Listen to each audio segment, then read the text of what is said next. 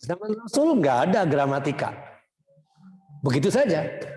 Justru setelah itu disusunlah gaya parama sastra, begitu pula dengan tata bahasa tadi ya.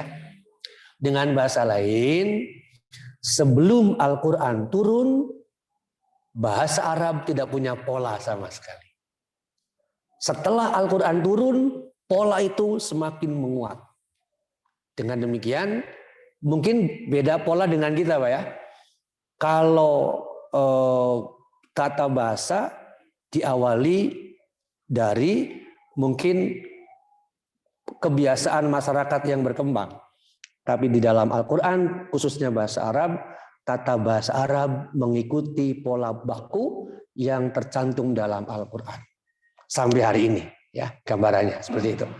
Baik, para bapak, berikutnya. Kata aruj'a tadi sudah disebutkan asalnya dari kata roja'a. Ada beberapa kata yang saya temukan di dalam kamus maknanya ya. Roja'a bisa berarti ada. Ada itu bisa berarti kembali pengertiannya. Atau juga bisa berarti insorofa, berputar atau berubah. Mungkin Bapak kenal istilah sorof ya. Sorof itu berarti perubahan. Insorofa berarti mengubah bentuk atau mengubah arah. Nah terkait dengan istilah insorofa, Rasulullah SAW dalam banyak hadis beres sholat selalu insorofa, mengubah posisi. Artinya yang semula menghadap kiblat berubah posisi menjadi wajah beliau menghadap ke jamaah. Itu penggunaannya katanya insorofa. Atau kata lain yang searti dengan roja'a adalah afadah, berbalik atau berputar. Tawaf ifado berarti tawaf yang dengan maksud berputar arah. Lawan dari ifado adalah kudum. Berarti kalau tawaf kudum adalah tawaf pembukaan, yakni sebelum melakukan umroh, kita melakukan tawaf kudum berputar.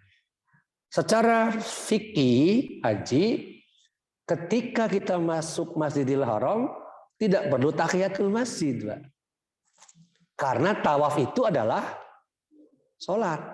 Sama dengan tahiyatul. Sementara kalau masuk Masjid Jabar Rahmah, justru nggak usah tawaf. Apa hubungannya? Ini terbalik, bisa kacau gitu. Tawaf dulu, apa hubungannya tawaf? Nggak ada hukumnya. Tapi tahiyatul masjid. Sedikit melebar, Pak. Rasulullah SAW, kalau beliau di rumah, tidak pernah tahiyatul masjid. Kenapa? Karena tinggal satu langkah, Pak. Antara kamar beliau dengan masjid, ketika kaki melangkah masuk, itu otomatis masjid. Jadi nggak pernah tahiyatul masjid. Tapi kalau beliau keluar dari mana, misalnya ya, salah satu peristiwa yang membuktikan hal itu adalah ketika beliau pulang dari Tabuk. Beliau pulang dari Tabuk dengan perjalanan 578 kalau nggak salah ya, kilometer. Beliau pulang ke Madinah. Nah, masuk masjid, tahiyatul masjid dulu, baru duduk melayani umat. Itu perbedaannya ya. Baik, para bapak, itu tentang afadah tawaf ya. Jadi ungkapan Allahu wal maroja, beberapa kata yang berasal dari kata roja'a, saya cantumkan nanti di bawah ayatnya ya, adalah al maroja, maksudnya rujukan. Rujukan atau referensi buku-buku. Maka biasanya di buku-buku agama, tulisan teman-teman saya di kantor saya itu di belakangnya bukan pustaka istilahnya Pak yang dipakai, tetapi maroja alias buku-buku rujukan, namanya maroja.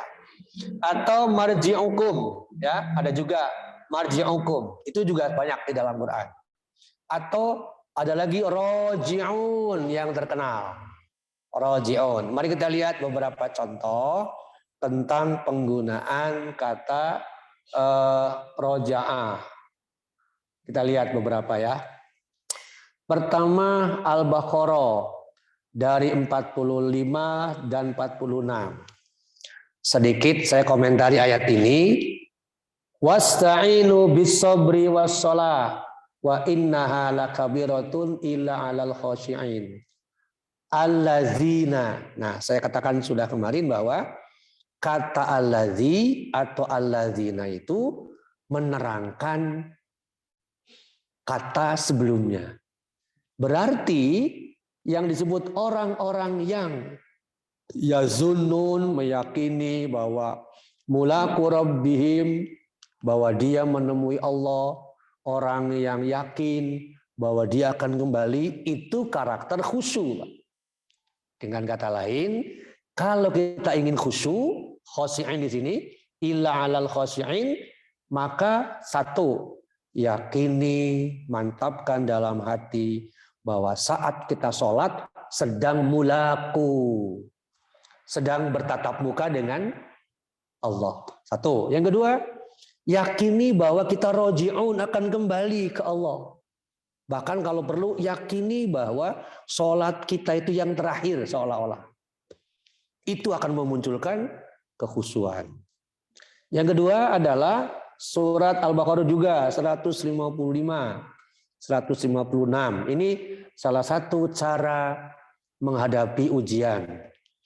Bapak perhatikan di situ, ujian walana buluwannakum bisyai'in minal khauf wal ju'i wa naqsi minal amwal wal anfus was samarat wa basyiris sabirin. Nah, apa cara agar seseorang, kitalah katakan ya, yang diuji oleh ketidaknikmatan itu bersifat sabar. Caranya adalah ucapkan inna lillahi wa inna ilaihi raji'un. Kalimat dua-duanya pakai alif, Pak. Tapi saya sering melihat atau mendengar orang salah ngomong. Inna lillahi wa inna lillahi. Jadi dua-duanya lillahi semua, Pak. Kapan baliknya? Jadi fatal itu, Pak, sebetulnya. Atau innanya pendek. Inna lillahi. Artinya kan inna lillahi wa inna gitu. Menggunakan alif di situ ya. Di sini roji'un pengertiannya adalah kembali. Nanti kita lihat pengertian aruj'a menurut pakar tafsir tadi ya. Kemudian kalau kita komentari Al-Baqarah 155, 156, ini menggambarkan ujian. Ujian itu kalau merujuk pada Al-Muluk ada dua, Pak. Ujian itu dalam hidup ya, sistematikanya gini. Ujian ada dua. Al-hayat, hidup, al-maut, mati. Jadi hidup dan mati hakikatnya ujian. Ujian dalam hidup ada dua. Ada as-sarra'u, kelapangan, kesenangan di sini juga. Yang kedua ad-darra'u, kesempitan.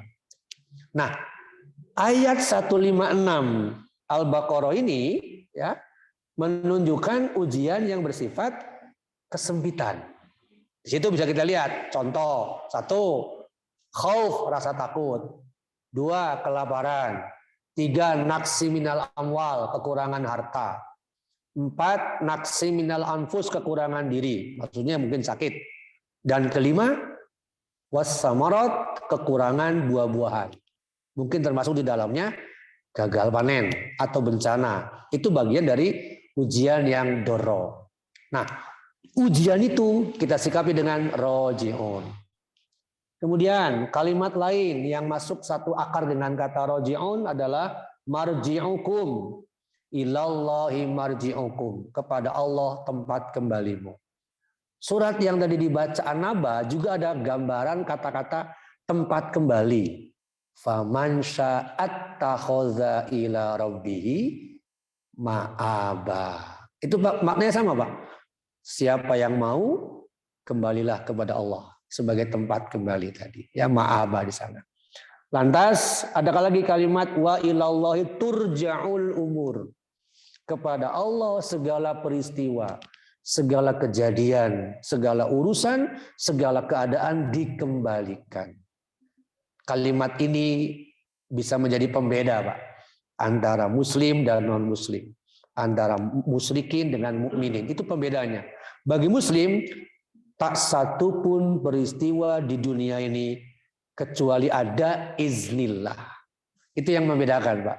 Sehingga world view, ya, cara pandang seorang muslim itu pasti senantiasa berpijak pada tauhid. Seperti yang sudah dibahas pada saat pembahasan yang lalu ketika kita mengutip pandangan Ismail Raji Al-Faruqi, ya, di sana. Kemudian yang terakhir adalah surat At-Tariq, ada kalimat yang mirip dengan Ar-Ruj'ah, yaitu Ar-Raj'i. Was-sama'i zatir raj'i. Demi langit yang memiliki hujan. Ar-Raj'i di sini pengertiannya dimaknai sebagai al-ghoisu atau hujan. Kalau Bapak perhatikan, kalimat yang dipakai adalah zatir raj'i was-sama'i, demi langit. Langitnya tidak jamak, Pak. Tunggal. Karena yang dimaksud adalah langit yang berdekatan dengan bumi. Bukan semua langit. Lantas ada kata-kata zati. Zat itu pengertiannya yang memiliki, berarti berisi. Saya kira kata zat sudah masuk bahasa Indonesia, Pak, ya? Zat cair, zat apa yang lain, ya. Yang pasti zat itu pengertiannya yang berisi, yang memiliki. Berarti langit yang memiliki hujan. Sedikit melebar. Ada sebuah hadis yang menggunakan kata zat. Tungkahul mar'atu. Perempuan dinikahi karena 4 perkara. 1. Jamaliha, cantiknya. 2. Hasabiha, turunannya. 3. Maliha, hartanya. Dan 4 adalah diniha, agamanya. Lantas Rasul berpesan kepada seseorang itu supaya fazfar bizatiddin. Nah, kalimat ini yang saya ingin komentari, Pak. Fazfar, tancapkan atau pegang teguh atau ambil bizatiddin, isi agamanya. Menggunakannya seperti ini. Zat. Jadi saya memahaminya bukan formalitas identitas. Bukan formalitas dia muslim, tidak. Tapi ada nggak isi agamanya? Kalau isi agama dalam Islam kan 3, Pak. Akidah, syariah, akhlak.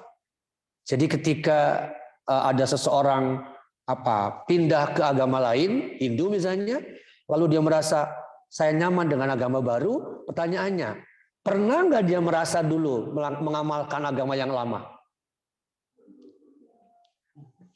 Jangan-jangan dia sekedar identitas formal bahwa dia muslim, tapi nggak pernah mengamalkan atau tidak pernah tahu isi dari kitab itu. Sehingga bagaimana bisa merasa nyaman dengan agamanya kalau dia mengatakan saya pernah masuk ke rumah makan Padang, beli? Enggak. Bisa nggak Pak merasakan nikmatnya masakan? Oh, nggak enak Pak Padang itu. Pernah makan? Belum sih. Masya Allah, ini gimana maksudnya? Ini kan sebuah kesalahan fatal yang luar biasa. Jadi kembali ke yang tadi, ya. Bizatidin artinya isi agamanya. Berarti ketika dikatakan zatir raj'i, yang memiliki hujan. Di mana itu? Di langit pertama. Nah, barangkali kalau secara teori yang saya tahu dari beberapa kawan seperti ini katanya kan, Pak. Artinya ada naik ke atas nggak, Pak? Evaporasi ini. Berarti kembali nggak ke atas? Dari atas turun ke bawah, diserap oleh tanah, disimpan di dalam tanah, ada yang di danau, ada yang di laut, disinari oleh matahari, terjadi transpirasi, presipitasi, evaporasi, menggumpal di awan, kemudian kata Quran didorong ke lembah-lembah atau tanah yang tandus, terjadilah hujan. Jadi sebetulnya itu sama dengan kembali. raj'i tadi. Kata surat yang lain, anzalna minal muqsirat, kami turunkan curahan air. Al-muqsirat itu sama dengan curahan, Pak, perasan. Mungkin nanti kita bahas pada waktu yang lain ya, pada waktu suratnya, yakni wal asri. Apakah ada hubungan dengan muqsirat? Ada itu, Pak, perasan sebetulnya. Filosofisnya asar itu perasan ya. Kemudian terkait dengan tadi ini, was-sama'i dzatir raj'i wal ardi dzatis sad'i. Begitu gambarannya ya. Nah, ini saja sudah menggambarkan sebuah pemaparan tentang sunatullah, Al-Quran, sains, tidak akan pernah bertolak belakang, insya Allah selalu ada kaitan. Karena itulah selama basisnya benar, dapat dipastikan bahwa cara berpikir seseorang tidak akan keliru lepas dari Al-Quran tadi ya. Kemudian para bapak barulah kita bahas pandangan para pakar Al-Quran atau tafsirnya seperti apa. Seperti ini, saya kutip satu dulu. Ibnu Katsir menyebut bahwa makna inna ila rabbika ruj'a pengertiannya sederhana, kembali dan berpulang. Ada dua kata yang berbeda ya, antara al-masir wal murji'. Kembali dan berpulang.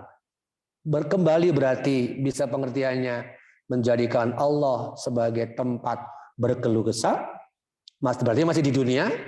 Sementara berpulang berarti meninggal. Kalimat ini nanti diperkuat oleh pandangan Mustafa Al-Maraghi bahwa ar-ruj'ah itu bisa dua pengertiannya, Pak. Menyerah kalah ketika di dunia, itu pengertian kembali. Yang kedua, mati.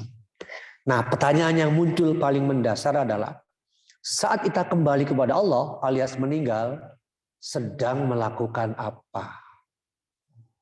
Ada ayatnya nanti kita bahas, kita buka bersama supaya kita bisa menjaga husnul khotimah soalnya ya. Karena kita kan pasti tadi Pak ya, inna ila rabbika ruj'a kan?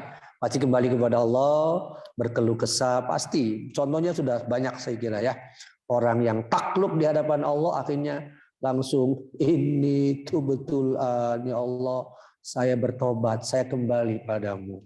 Kalah itu dan tidak sedikit orang-orang yang mengalami kejadian seperti ini. Ada satu istilah yang dikemukakan oleh Syekh Ibnu Muhammad Shalih Al-Utsaimin namanya izzatul qahri, Pak. Izzatul qahri itu apa? Kegagahan, keperkasaan, kekuatan Allah untuk memaksa seseorang tunduk padanya lewat peristiwa yang di luar nalar. Dalam rangka apa? Mengalahkan dia. Mungkin kalau pakai bahasa Sunda, kalau seseorang susah diberitahu dengan lisan, maka pakai berep, pakai kepalan tangan. Kalau orang Sunda bilang gini, Pak, jelma mun hese dibacaan ku biwir kuduku berep. Kalau susah lewat lisan, lewat tamparan, itulah teguran keras. Insya Allah kita lanjutkan kembali pada Isa terkait dengan pandangan-pandangan para ahli tafsir, sekaligus ibrohnya buat kita apa, pelajarannya, nasihatnya yang mudah-mudahan bisa kita amalkan. Barakallahu li wa lakum wastaghfiru innahu wal ghafurur rahim.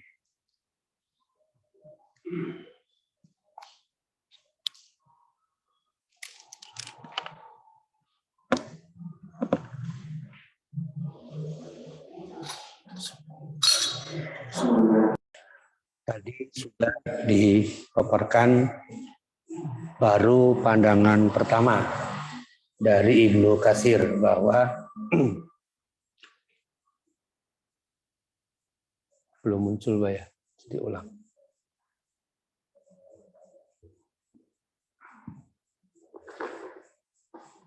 Oke.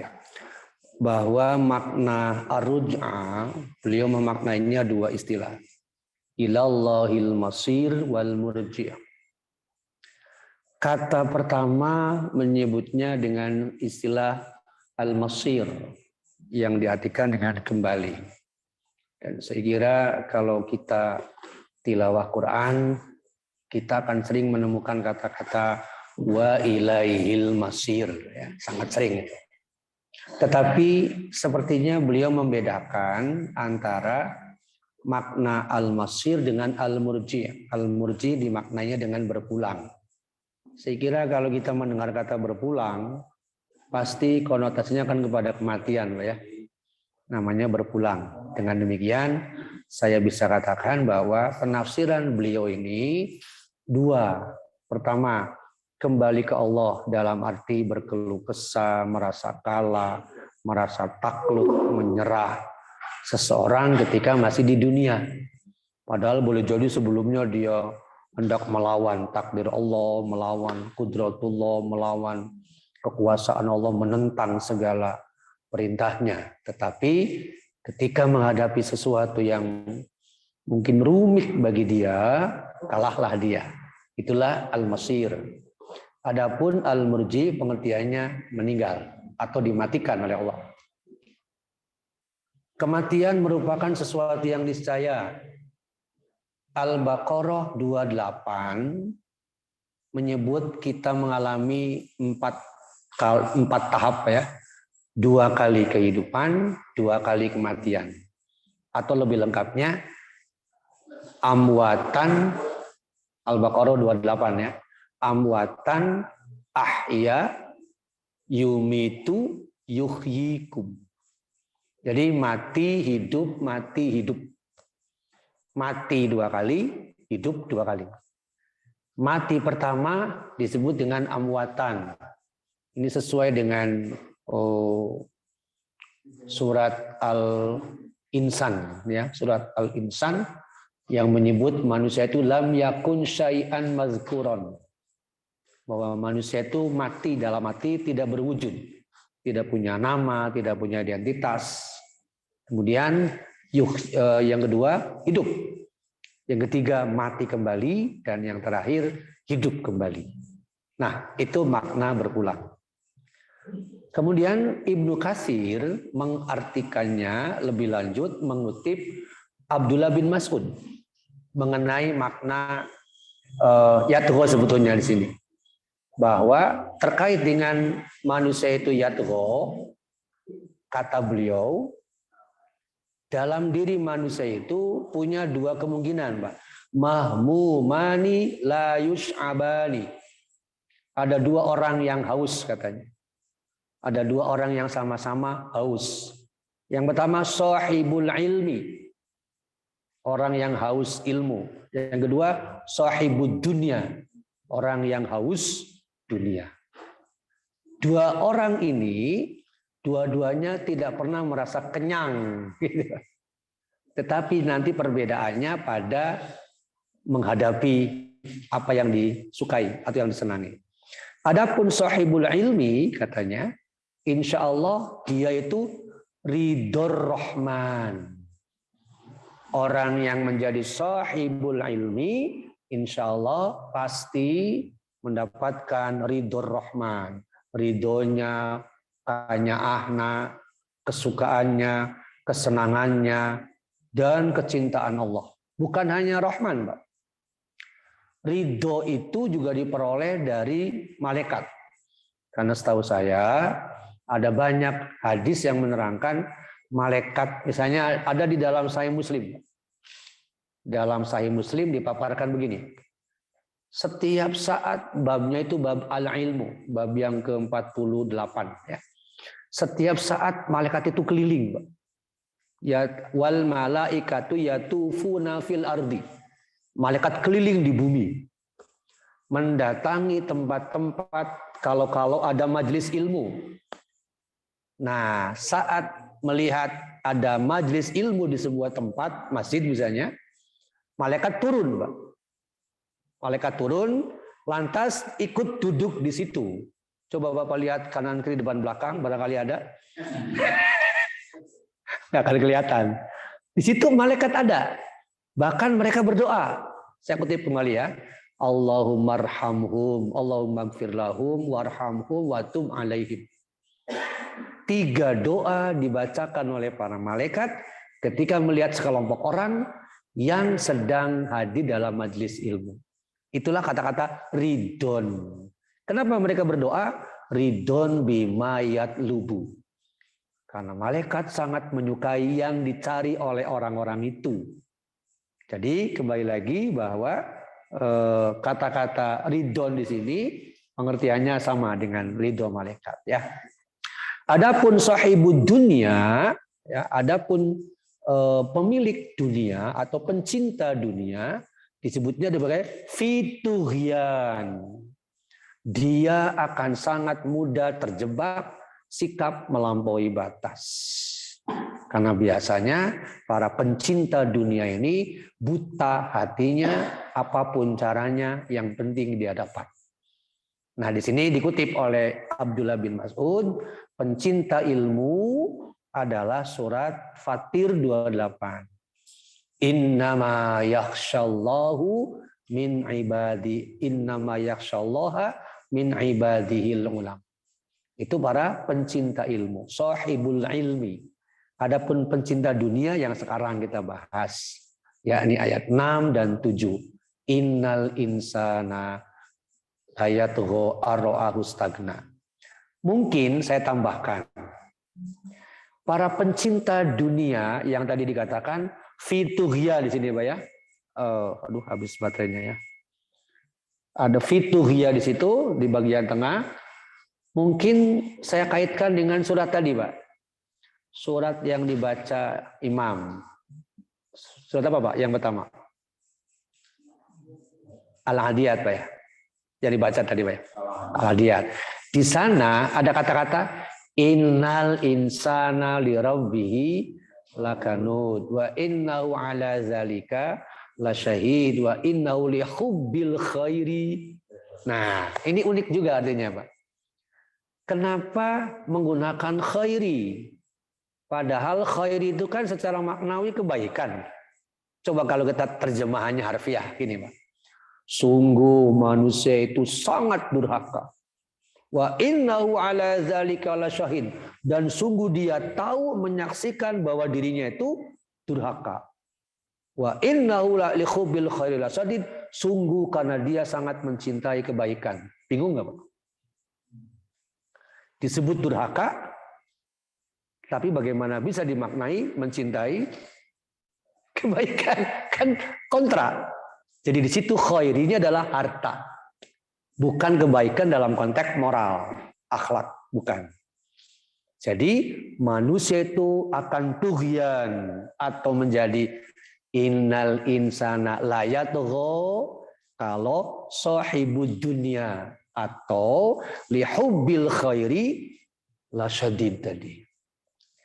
Di sini, Pak, ketika membaca Al-Adiyat harus berhati-hati karena lam takkid bisa berubah menjadi lam nafi.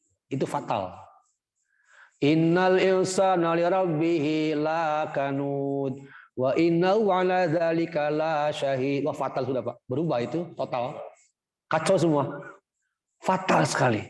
Sungguh manusia itu tidak durhaka. Loh. Karena dibacanya la mad.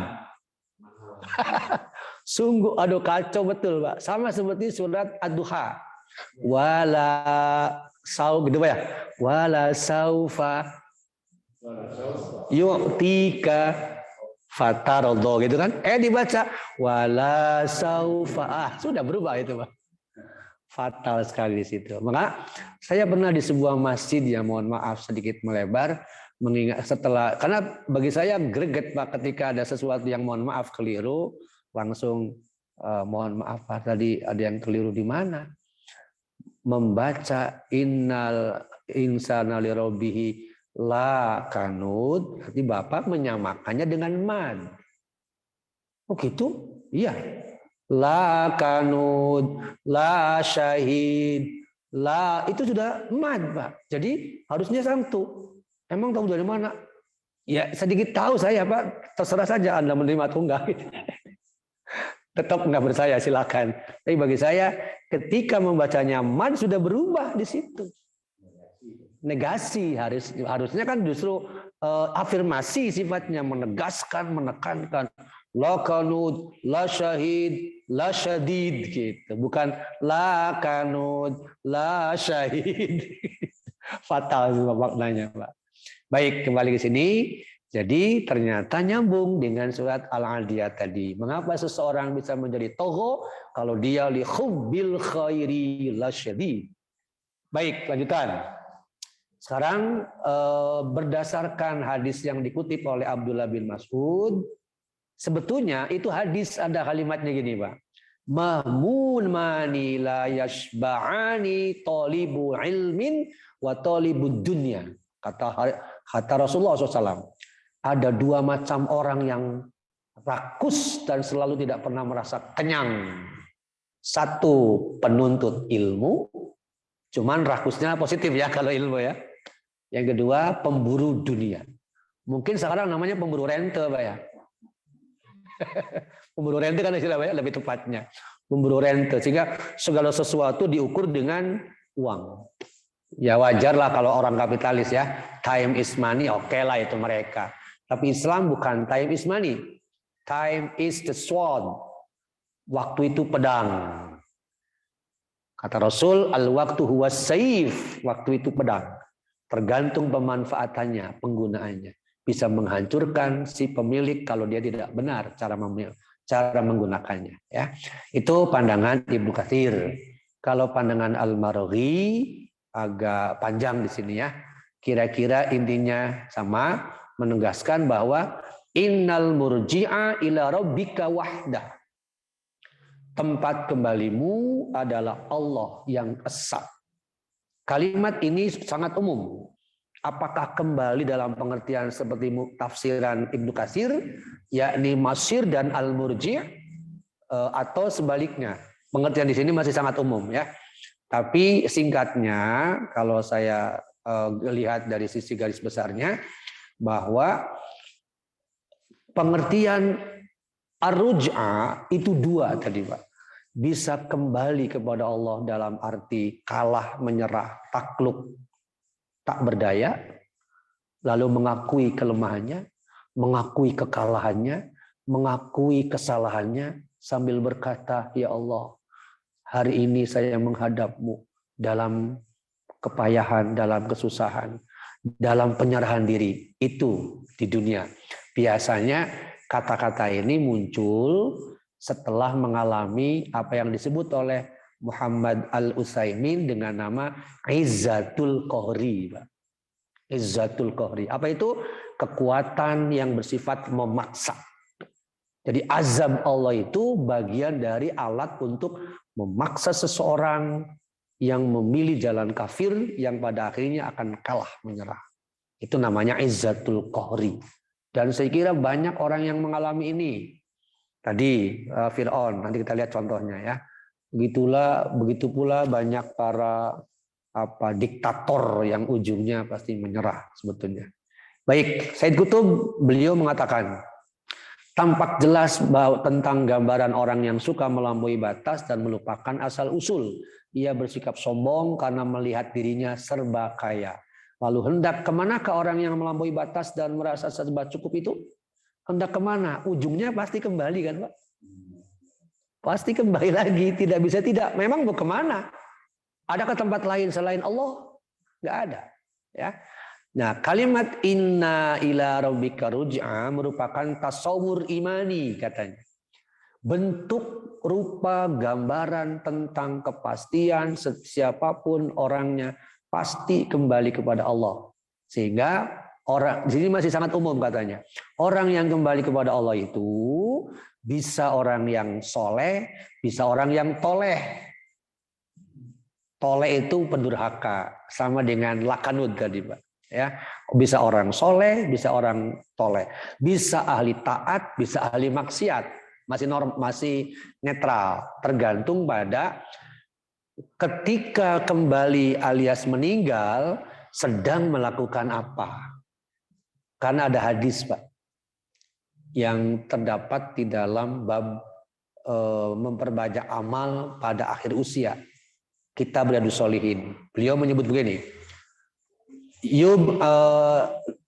Yub'atsu likulli 'abdin yaumal qiyamati 'ala ma mata 'alaih. Seseorang itu, seorang hamba ya, akan dibangkitkan kembali rupanya, wujudnya, bentuknya bergantung pada kematiannya sedang melakukan apa. Sedang melakukan apa saat meninggal itu? Apakah sedang taat atau sedang maksiat? Dengan bahasa lain, ujungnya nanti su'ul atau husnul. Su'ul berarti akhir hidupnya sedang bermaksiat, husnul berarti ujung hidupnya sedang taat kepada Allah. Saya kira kematian yang sangat indah dialami oleh salah seorang dai yang berlatar belakang pendeta, Insan Lokoginta. Kalau nggak salah beliau sedang sholat, Pak ya. Subhanallah, nikmat di situ, Pak. Sedang sholat tiba-tiba langsung terjatuh. Allahu Akbar. Sulit, Pak, meraih begitu. Itu kenikmatan yang paling tinggi. Dan itulah husnul khotimah. Bagi saya itu sebuah derajat yang istimewa, sangat istimewa. Bagi orang yang nggak ngerti mungkin, oh sama-sama meninggal. Iya, semua orang juga meninggal. Tapi di situ beliau sedang menyembah Allah, sedang takluk di hadapan Allah. Ya, begitu kira-kira gambarannya para bapak. Sekarang kita ambil apa nilainya atau mau'izahnya, ibrohnya. Ya, yang poin pertama, setiap pribadi manusia, kita semua. Ini saya ikuti pendapat Mustafa Al-Maraghi yang sebelumnya, bahwa kalimat insan itu dua, bisa pribadi Abu Jahal, bisa setiap orang. Berarti setiap pribadi manusia berpeluang menjadi toghut pelakunya, Pak ya. Sebagaimana Fir'aun, karena muncul dua dan kuatnya sifat togho, yakni sikap selalu menang sendiri, melampaui batas, bertindak sewenang-wenang, menganiaya orang, sekalipun mengambil hak orang nggak ada masalah. Sampai-sampai dia mengatakan untuk Fir'aun ya, sampai-sampai ana rabbukumul a'la. Jadi bagi saya ketika seseorang mengatakan Tuhan aja gua lawan, bagi saya itu bisa masuk kategori togho nantinya. Bayangkan Tuhan yang mana dulu ini. Bagi saya ucapan itu luar biasa ya. Sekarang kita lihat Pak ayatnya. Kala ini tadi sudah disebutkan innal insana. Nah, penyebab utama seseorang itu menjadi layatgho adalah istagna tadi. Serba ada, serba cukup, serba memadai. Apa yang menjadi atribut-atribut dunia nyaris tidak ada yang tidak ada pada dirinya. Ada semua. Itu sangat besar peluangnya memiliki layatgho. Sementara contoh orang yang melakukan layatgho adalah Fir'aun tadi. Idhab ila fir'auna innahu togho. Jelas seperti itu ya. Hai Musa, ingatkan dia. Karena dia sudah melampaui batas, yakni togho. Itu menurut Ibnu Katsir makna togho di situ sama dengan suka bertindak sewenang-wenang, berbuat jahat, zalim kepada siapapun, menang sendiri, tinggi hati, tidak menerima pendapat atau pandangan apapun dari pihak lain. Titik. Itu kata Ibnu Katsir. Kata Mustafa Al-Maraghi disebutkan sebagai mengingkari Allah, sombong, melewati batas, suka menindas, memperbudak pihak lain, menyembelih anak lelaki, membiarkan hidup anak perempuan. Itu gambaran Fir'aun. Jadi ketika karakter seperti ini ada, itulah Fir'aun karakternya, ya. Nah, yang kedua, penyebab utama kuatnya seseorang terjebak pada togho tadi ya, adalah terkumpulnya aset dan atribut atau segala kesenangan dunia pada dirinya. Kalau merujuk pada kesenangan dunia, Bapak dan Ibu kita semua harus merujuk pada Al-Imran 14 antara lain. Di sana yang namanya mata'ud dunia itu 3 garis besarnya. 1 An-Nisa, istri jelas gitu ya. 2 Al-Banin, turunan. 3 Al-Qanatiril Muqantara, harta yang berlimpah. Nah, harta berlimpah ini dibagi 5. Ulangi, masuk kategori kesenangan dunia. Atribut dunia tadi 3. 1 istri, 2 keturunan, 3 harta berlimpah. Nah, harta berlimpah dibagi 5. 1 emas, 2 perak, 3 kuda pilihan, khailil musawwamah, 4 binatang ternak, mungkin peternakan sekarang lah istilahnya. Kelima, sawah ladang atau perkebunan. Kalau 5 ini dimiliki, itulah bagian dari kesenangan dunia. Nah, iblis menjadikan itu semua sebagai alat pancing. Bapak perhatikan surat Al-An'am 112, 113 ini ada kata-kata zukhrufal qauli gururon. Bahwa iblis salah satu senjata yang dia pakai adalah menghasut. Menghasut berarti pakai verbal nggak Pak? Berarti pakai kata-kata ya, lisan. Artinya zukhrufal qaul, kata-kata. Zukhrufal qaul ada juga di surat lain. Bisautik, dengan suara. Suara mendesah, suara merayu, suara menjanjikan, suara membujuk. Apa bujukannya? Supaya kita tertarik. Litashtago, litasgo. Tasgo itu menarik, Pak. Mungkin kalau saya pakai dalam konteks marketing, iklan pakai kata-kata nggak, Pak? Jadi bagi saya itulah zukhrufal qaul. Tujuan iklan apa, Pak? Menarik konsumen untuk mengambil keputusan. Oke, keputusan sudah. Jadi setelah yang kedua apa? Yardo. Yardo itu merasa puas. Supaya konsumen merasa puas. Cara yang dilakukan oleh penjual adalah bonus lah, apalagi diskon lah, apalagi macam-macam lah, gratis ongkir dan sebagainya. Supaya Pak Yardo. Tujuan akhirnya menjadi loyalis. Di sini Bapak perhatikan, loyalis itu sama dengan liyak tarifu mahum muktarifun. Dia mengikuti terus, mengekor terus orang yang menjual. Ya udah deh, saya nggak mau pindah ke lain hati, ini saja. Itu sudah berarti loyal, alias loyalis tadi. Apakah konteks ini bisa berkaitan dengan para pengikut? Bisa, Pak. Para pengikut pun akan menjadi loyalis seseorang ketika dia sering dicekoki dengan materi. Maka biasanya para penyembah dunia, sahibud dunia, itu sangat mudah terjebak togo, sebab akan berpandangan siapapun bisa dibeli dengan uang. Akibatnya muncullah semangat untuk memperbudak orang dengan fulusnya tadi, Pak. Contoh begini, Pak. Nanti munculnya kesombongan. Contoh nanti Bapak bisa lihat ya. Al-Kahfi 34 sampai 40-an. Di sana dari 33. Di sana dikisahkan mengenai 2 pemilik kebun. Kebun yang lapang ini mengatakan kepada kawannya, hartaku lebih banyak daripada kamu.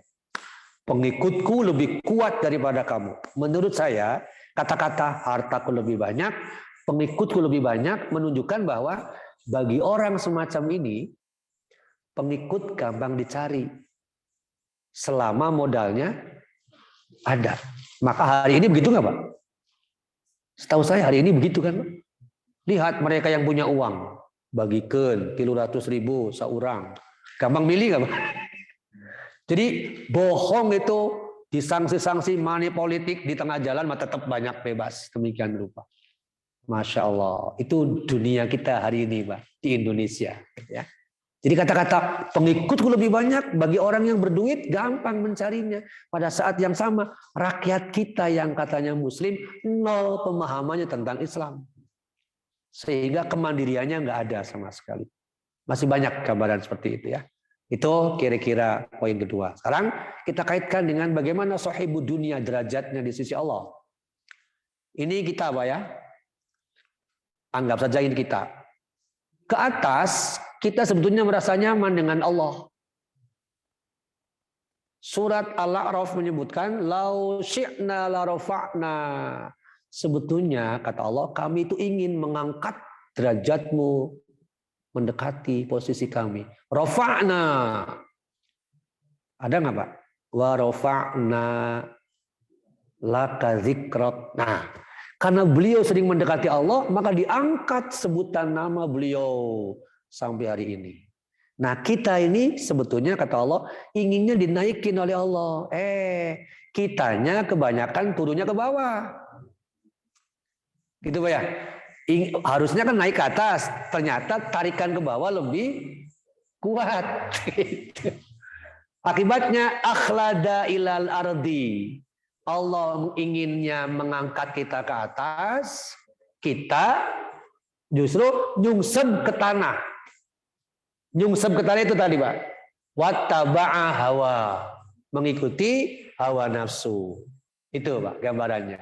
Maka kata Rasul, ta'isa abdud dinar wa ta'isa abdud dirham.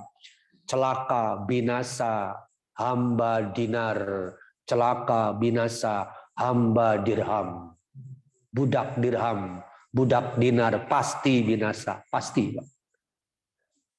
Tetapi mohon maaf, kita bukan tidak boleh mencari itu, tetapi kelola dengan baik, insya Allah berkah pasti ya. Begitu pula padahal kita tahu bahwa ma'indakum yanfaddu, apapun yang di sisi kita, dinar, dirham atau apapun, yanfaddu pasti sirna, pasti hilang, pasti lenyap. Mangga kita selami bagaimana, ada contoh Pak, ada contoh menarik yang pernah saya baca. Konon di Taiwan ada orang yang kaya raya luar biasa, pengusaha sukses, punya orang tua yang sudah usia 88, sakit berat, tentu usia sakitnya terkait dengan usia ya.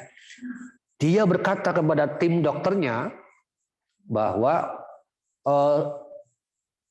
layani ayah kami, papa kami, anggap saja presiden.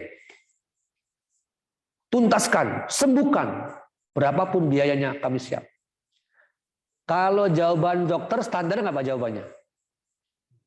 Apa kira-kira? Kami berusaha.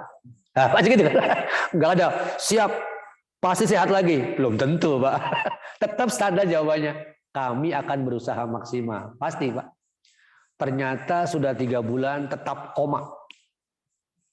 3 bulan tetap koma. Nggak pernah ada perubahan sama sekali. Jengkel mungkin. Maka 1 karung uang plastik besar, transparan, dibawa. Ini uangnya. Sembuhkan ayah kami. Tetap jawabannya, kami sedang berusaha maksimal. Sudah 3 bulan, kapan usahanya? Sampai 6 bulan, tak kunjung sembuh, nggak jelas, malah meninggal, uang itu dihambur-hamburkan, Pak. Dengan merasa, apalah artinya uang banyak, kalau tak mampu menyelamatkan dan menghidupkan ayah kami. Bagi saya itulah abdud dinar, Pak. Hamba dinar. Karena itu biasanya orang yang seperti ini akan jauh dari Al-Quran. Tetapi dia akan mengalami, akan membutuhkan sebetulnya Quran itu dibutuhkan oleh dia suatu ketika nanti. Ya, baik. Nah terkait dengan orang yang tadi hamba dinar, mari kita lihat Pak. Hamba dinar. Dalam Quran itu ada satu metode namanya metode tamsil untuk memperjelas posisi seseorang. Tadi sudah dikatakan ya, Allah menginginkan kita itu kan naik. Lau syi'na la rafa'nahu biha. Allah ingin meninggikan derajat kita dengan ayat-ayat Allah. Tapi orang yang diajak supaya naik cenderung ke bawah, yaitu ke duit, ke apa? Ad-dunia tadi. Maka Allah menyebutnya apa? Orang yang cenderung ke dunia, syahwatnya tadi kamasalil kalbi. Perumpamaannya seperti seekor anjing. Kasar tuh Pak. Tapi itu Quran Pak. Yang di kotak Pak. Kamasalil kalbi. Perumpamaan orang yang menjadi hamba dinar adalah seperti seekor anjing. Semisal anjing. Apa ciri anjing? 2. Ketika dia diusir, tasruk tahmil alaih hus lidahnya terjulur. Tasrukhu dibiarkan juga terjulur juga. Jadi dibiarkan terjulur, diusir pun jadi susah. Itulah seekor anjing, Pak. Kasar, Pak. Betul. Itu gambaran Quran, ya. Nah, masa sih kita disamakan dengan ini? Nauzubillah, ya. Baik, yang terakhir adalah pada akhirnya setiap manusia berperilaku sebagai tauhid pasti kembali kepada Allah, pasti kembali. Nah, kembali di sini ada dua pengertiannya. Satu, kembali kepada Allah merasa kalah, menyerah, takluk, tak berdaya, sambil memohon ampun. Kalau perlu dimaafkan, diampuni tadi. Fir'aun contohnya tadi. Lihat saja kalimat Fir'aun di sini, Pak. Ketika dia tenggelam di Laut Merah, pasukannya sudah tak berdaya, sudah mati semua, pengaruhnya sudah nggak ada lagi, kekuasaan nggak ada. Apa yang dia bilang? Amantu annahu la ilaha illalladzi amanat bihi banu Israil. Sampai dia bilang wa ana minal muslimin. Padahal dulu dia bilang aku Tuhan kalian yang tertinggi. Kan jauh sekali di sini, Pak. Yang kedua, kembali kepada Allah dalam pengertian mati tadi. Nah, ini kira-kira, Pak, ya, gambarannya. Jadi inilah ayatnya yang menggambarkan Fir'aun tenggelam di Laut Merah, lalu mengatakan yang tadi. Sementara yang kedua adalah mati. Saya kutip sekarang di sini, Pak. Kematian seperti apa yang akan menyelamatkan? Surat Toha 7476. Innahu may ya'ti rabbahu mujriman. Sungguh seseorang yang mendatangi Tuhannya alias Allah dalam keadaan mati, maksudnya mujriman, berdosa, berarti sedang maksiat, sedang berdosa, wa innalahu jahannam, sungguh baginya jahannam. La yamutu fiha wa la yahya. Di dalam jahanam itu dia nggak akan pernah hidup, nggak akan pernah mati. Karena mati disiksa, dihidupkan kembali, disiksa lagi, terus begitu sampai Allah menghendaki.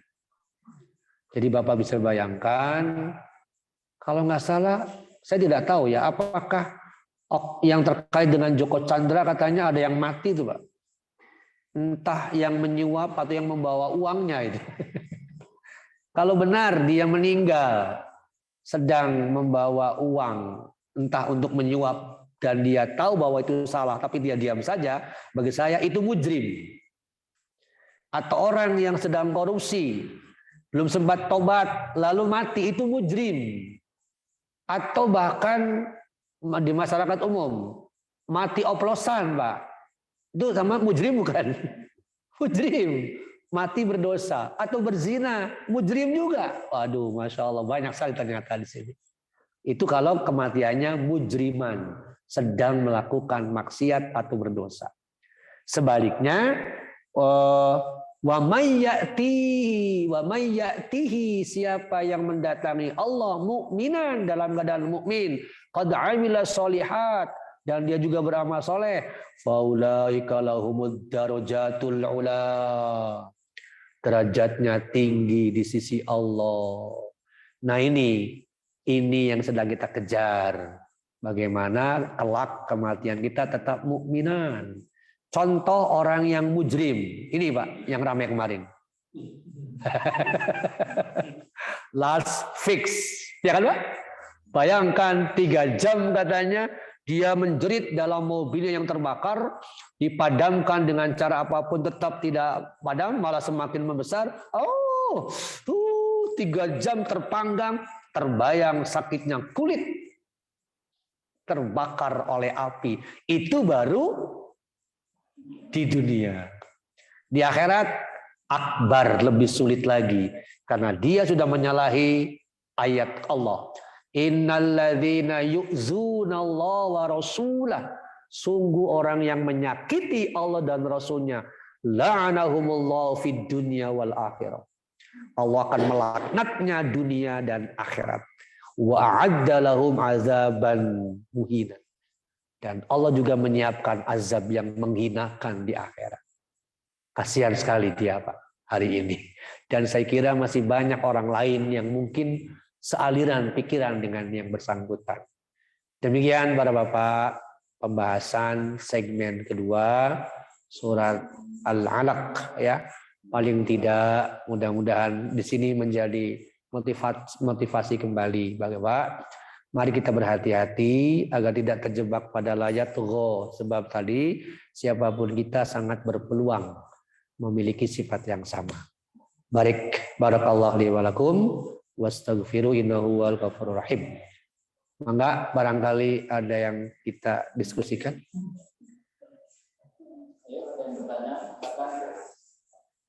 Mengapa tadi?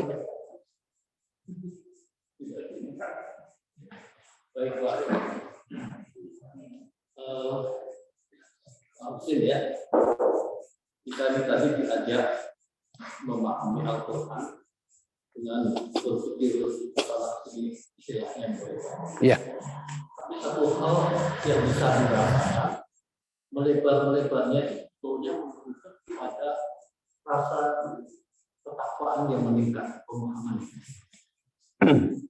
Nah, ada kata-kata gemes yang diucapkan Pak Husin, saya juga gemes ketika saat ini ada ulama yang sebetulnya seakan-akan menjelaskan Al-Quran, tapi menyesatkan. Mungkin Bapak. Oh iya, betul. Nah, jadi sebetulnya mengurangi yang bisa menjadi yang kedua ini tadi menjelaskannya juga seakan-akan hebat sekali. Nabi Muhammad itu sudah dipelihara sejak awal menjadi ini dan sebagainya. Misi utamanya apa? Adalah menyatukan masyarakat. Nah, makanya la ilaha illallah itu adalah bukan bersatu, tapi menyatukan umat. Nah, untuk menyatukan itu adalah kesukaan. La ilaha illallah itu sebetulnya ilah Allah. Jadi bukan tiada Tuhan selain Allah. Allah untuk umat manusia dan sebagainya. Sampai sebetulnya kalau kita melihat begitu, kita bisa melihat betul bahwa yang pas ada satu hanya yang sederhana. Wahad. Bagi Allah itu satu jelas banget di. Iya, betul. Untuk mengatakan bahwa, nah ini satu lagi, kita itu sebetulnya yakin memahami apa yang sebetulnya akan mengantarkan ke surga dan apa yang sebetulnya mengantarkan ke neraka. Dan itu juga sudah dibeberkan oleh Allah di dalam Al-Quran, mana jalan-jalan yang akan ke surga dan mana-mana jalannya. Tapi jangankan kalian, Nabi Muhammad aja masih istighfar. Iya. Meminta itu artinya apa? Nabi Muhammad pun tidak merasa benar bahwa yang saya lakukan itu akan mengantarkan ke surga atau jatuh. Jadi kan framing yang menakutkan sebetulnya muncullah begitu. Sampaikan lagi, nah kalau begitu maka adalah para ulama sebagai salah satu ambil yang meneruskan para nabi. Loh, kenapa diteruskan? Karena memang agama Islam ini belum sempurna. Harus disempurnakan terus oleh itu. Lupa bahwa ada ayat akmatu dinakum dan sebagainya. Nah ini memang apa ya Pak? Mohon pendapatnya atau mohon nasihatnya bagaimana? Karena ini membahayakan. Betul Pak, ini fenomena yang Masya Allahnya. Ini karena Dajjal ya, Dajjal. Bisa juga ke sana. Seharusnya kata-kata semacam ini kan sesuatu yang bisa bersayap begitu luas Pak ya. Di satu sisi memberi kesan bahwa hebat, bagus lah. Tapi di sisi lain tanpa bersadari sama dengan mendekonstruksi sesuatu yang di ayat lain justru diperkuat gitu. Terus bagaimana kita bersikap? Mungkin yang pertama ya sudah, kalau kita ingin menghindari supaya tidak terpengaruh, off, selesai. Yang pertama. Ya, tapi tidak selesai saya sampai di situ. Untuk kalangan masyarakat awam akan semakin merasa bingung, Pak. Seperti, oh, emang Islam begini. Apalagi yang paling fatal tadi, Islam belum sempurna. Kesan yang muncul akan menjadi senjata framing bagi para orientalis, mendukung seolah-olah yang tadi. Tapi inilah barangkali akhir zaman, Pak, banyak fitnah ya. Sehingga kembali lagi bagaimana kita nurani berpendapat, senantiasa juga mohon kepada Allah, karena itu kan asumsi-asumsi dan pandangan yang bersangkutan, Pak ya, yang belum tentu benar. Tetapi karena era digital, sehingga sesuatu yang mestinya bersifat terbatas jadi meluas. Dan ini sangat fatal sebetulnya dampaknya. Mestinya sih beliau ini bijaklah, kira-kira karena ini sudah masuk ke live streaming, bahwa iya kata-kata analisis semacam itu nanti dulu lah. Kecuali off, jangan dikeluarkan. Mungkin bisa mengantisipasi. Tapi kalau sudah keluar, sudah fatal, Pak. Ini bagaimana kita sikap? Ya sudah, kita hati-hati saja, Pak. Tindakan. Sebab susah juga dengan cara apa kita mengkanter yang bersangkutan. Sementara melebarnya sudah kemana-mana hari ini. Cuman kembali lagi anak-anak kita barangkali ya, yang kita waspadai, jaga supaya tidak terpengaruh gitu. Begitu barangkali, Pak, gambarannya. Menakutkan sebetulnya, Pak. Ya, silakan, Pak.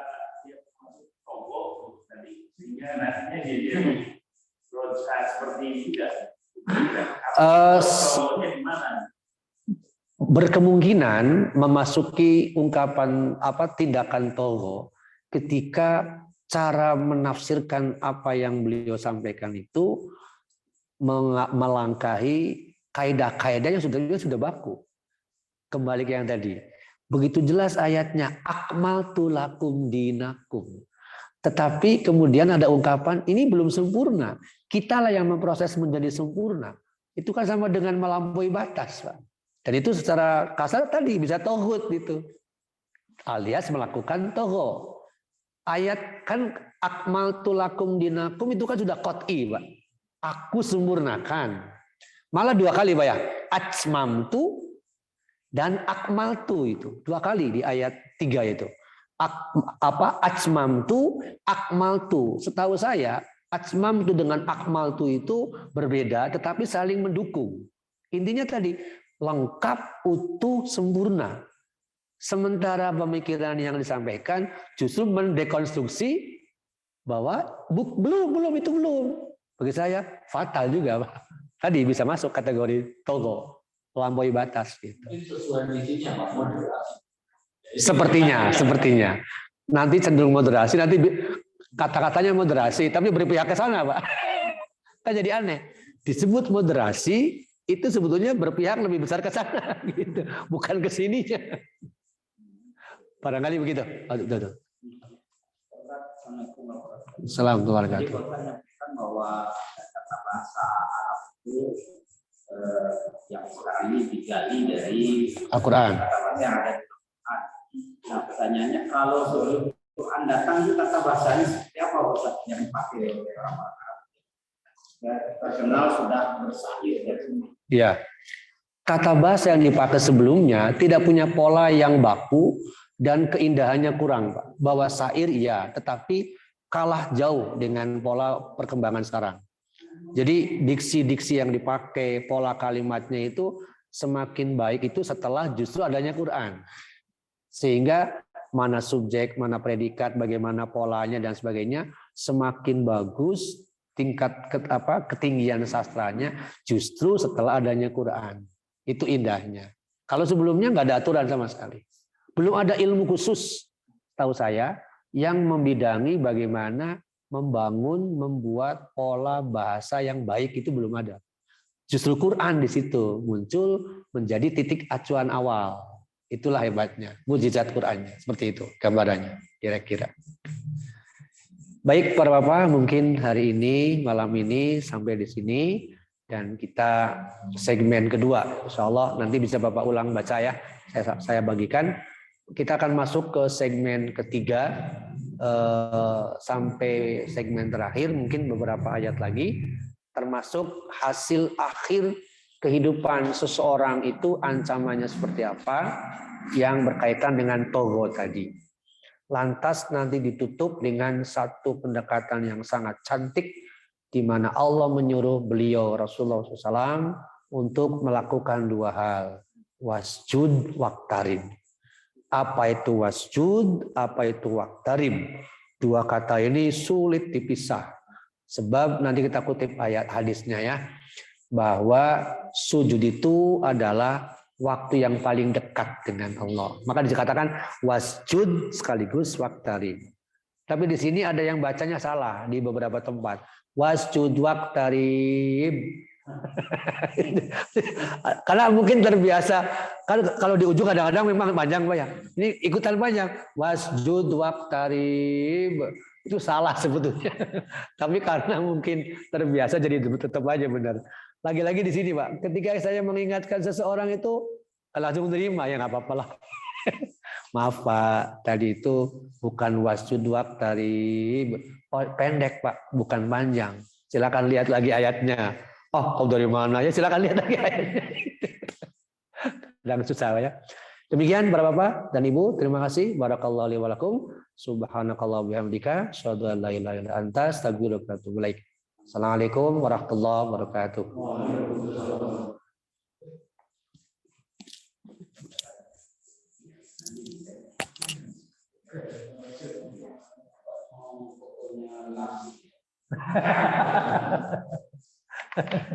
Kalau token dipakai pun juga nggak seperti token.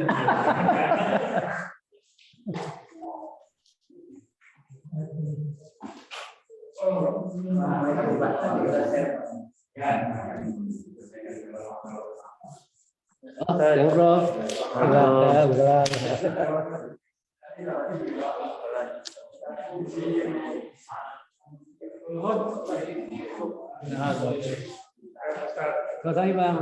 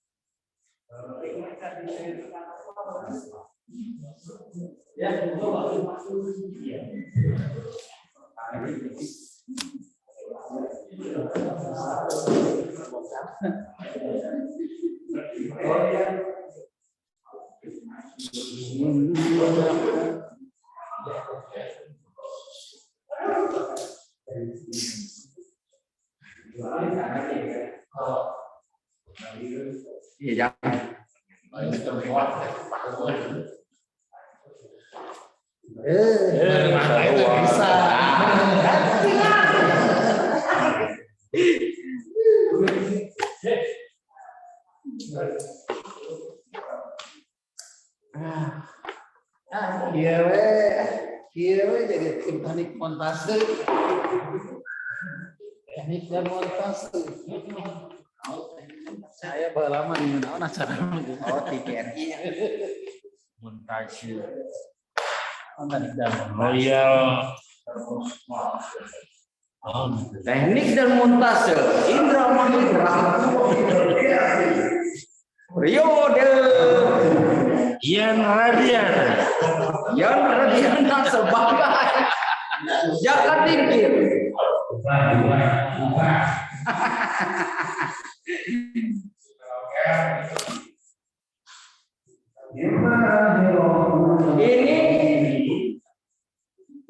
Ini ngomong ke Buya Sakur.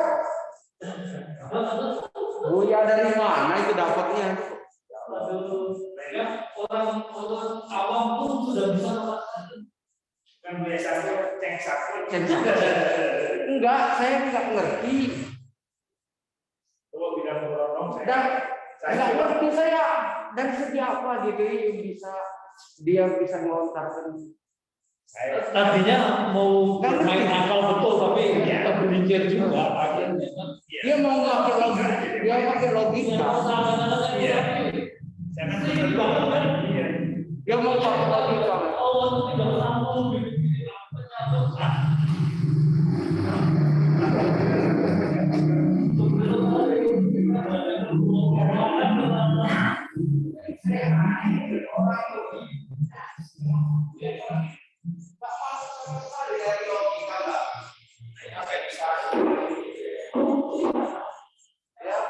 Beda sekali ya biarkan mereka.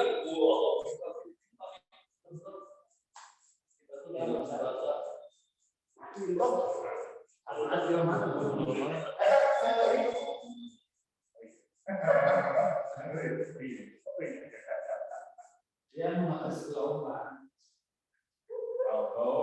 Jadi dia tuh tadi ya yang Makanya yang terkenal itu sekarang biasa bahwa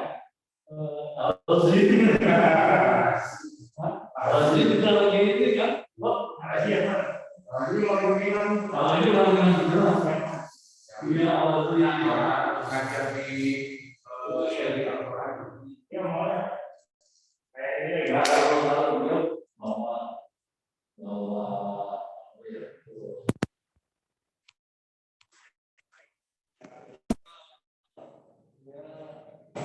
dia lebih memprediksi atau juga bahwa kalau di bawah ya jadi dia dia banyak bisa ayo istilahnya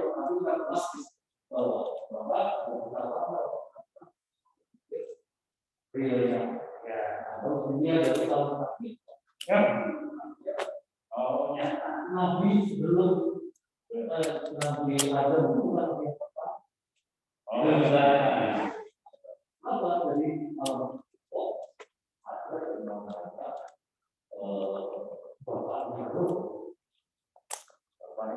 ya sama dengan agaknya itu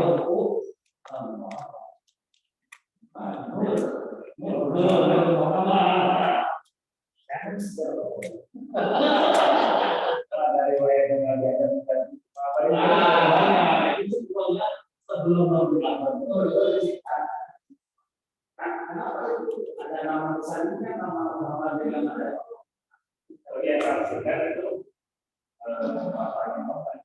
jadi kadang-kadang itu kalau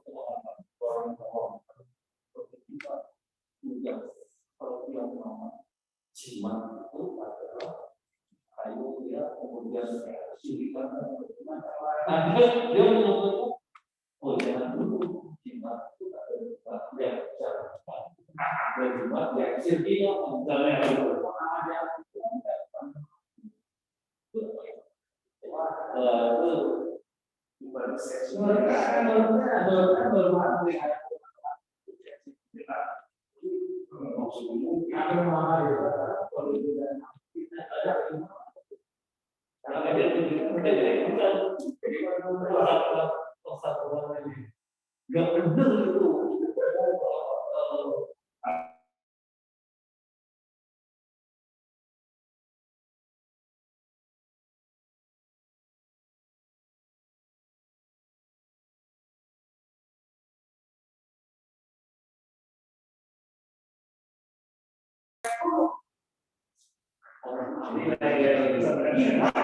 kalau saya ngomong gila itu bukan lagi sangat gila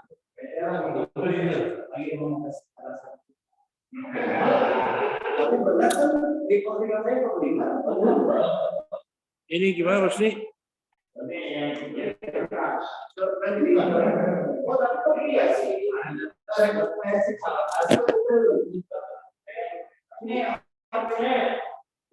Ya Bang. Pintunya taruh belakang.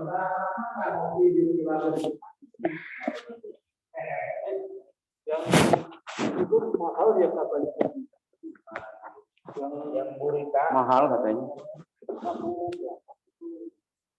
Kepala api 3.000.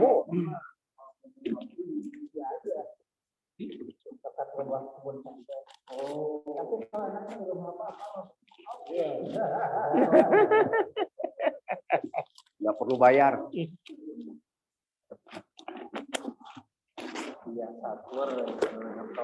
Yang sakur. Gila itu mah, orang gila itu saya. Ini mau dibawa lagi, mau dibawa ya. Ini mau jangan sampah ini buat saya. Jangan sayang, bagus ini Pak. Bagus ini Pak. Bawa 2 ewang deh. Sok. Sayang ada Pak dibuang ini. Ini Mbak punya siapa nih? Ini. Bawa. Itu si Bahiri. Ini mama gue. Rek di merek gue mama gue. Jadi kantornya bawa